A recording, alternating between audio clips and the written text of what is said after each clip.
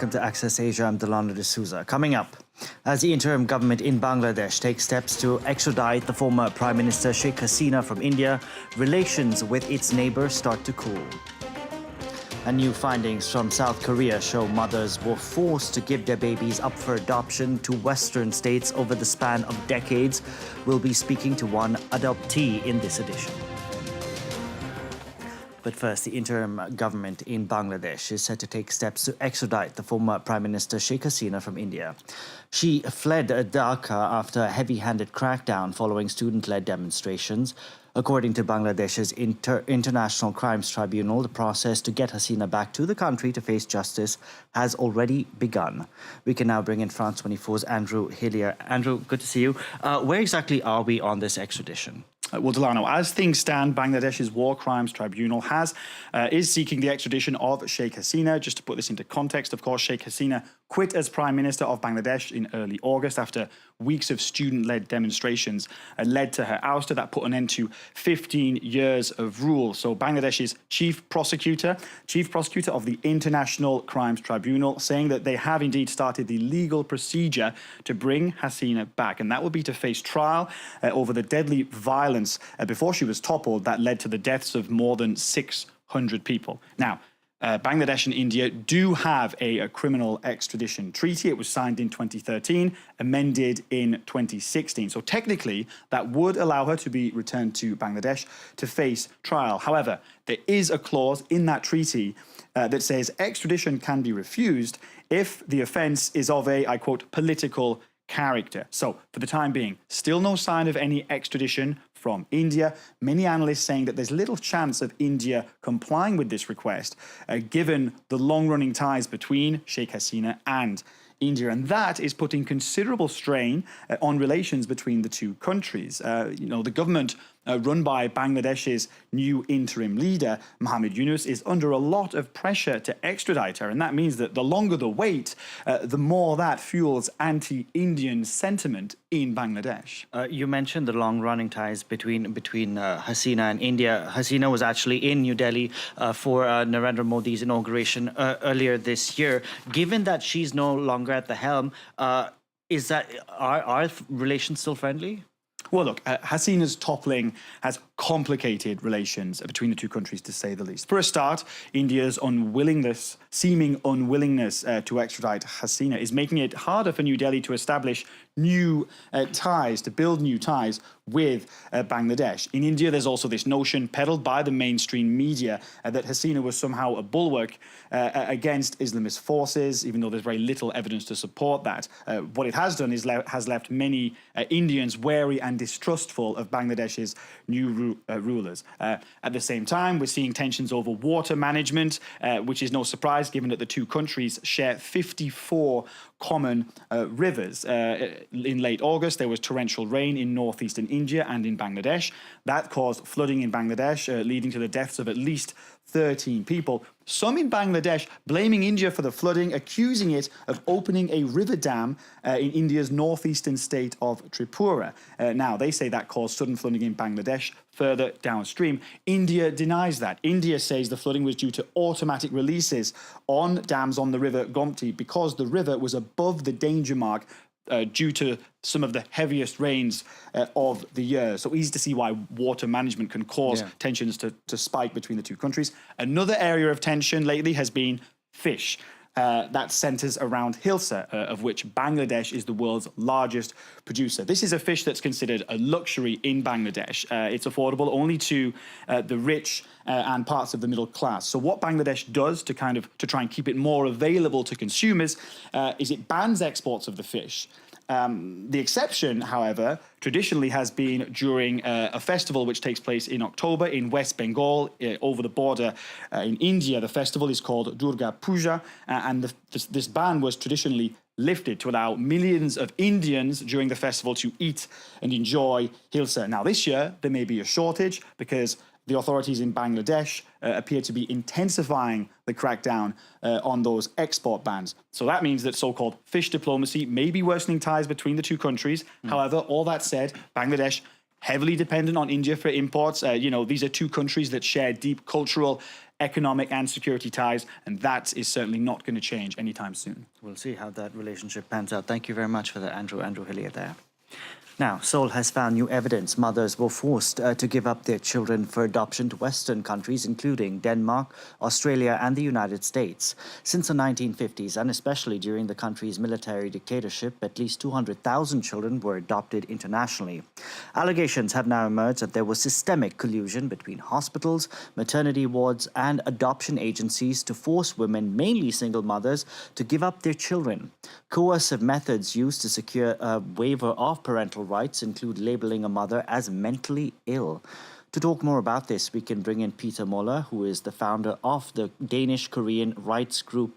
Thank you so much for joining us here on the program, Peter. Now, you are 50 years old. Back in 1974, you were adopted by a Danish family. When you were growing up, were you told anything about the conditions for your adoption?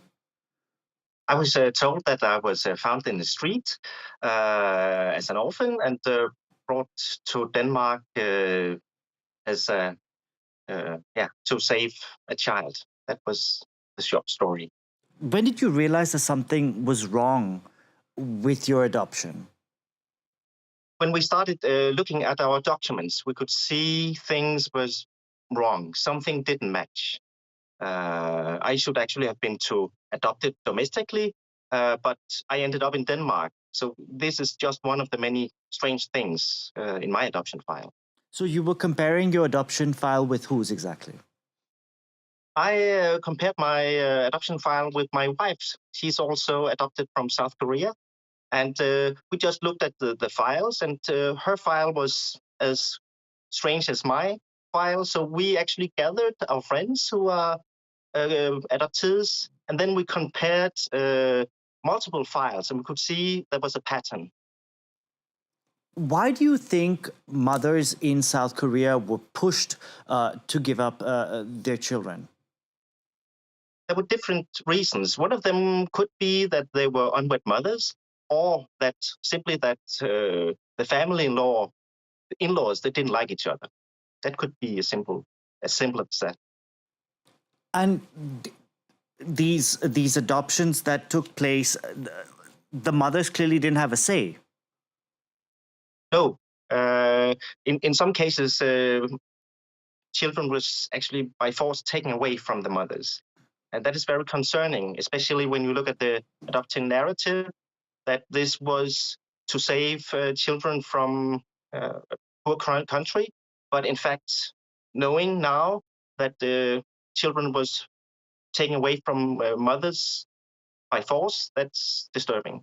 Peter, now findings have come out from this Truth and Reconciliation Commission. They've come out. What were some of the methods which were used to take children away from their mothers? Sometimes they were a day old, I believe. Some of the children, they were just picked up in the street by authorities. They could be outside playing with a ball, and then some without any parents, and then they took the parents, put them in the institutions.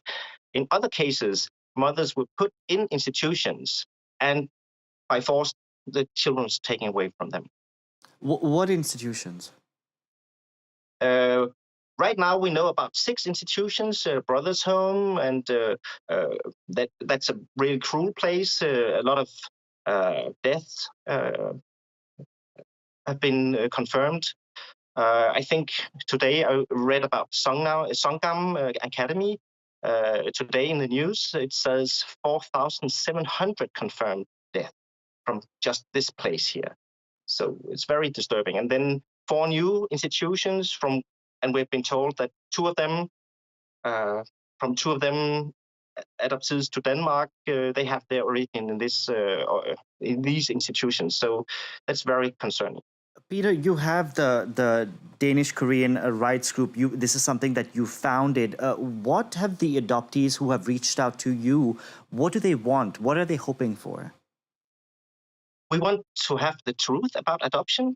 There are many narratives. We can also see that there had been a cooperation between the Korean state at that time and a country like my own, Denmark.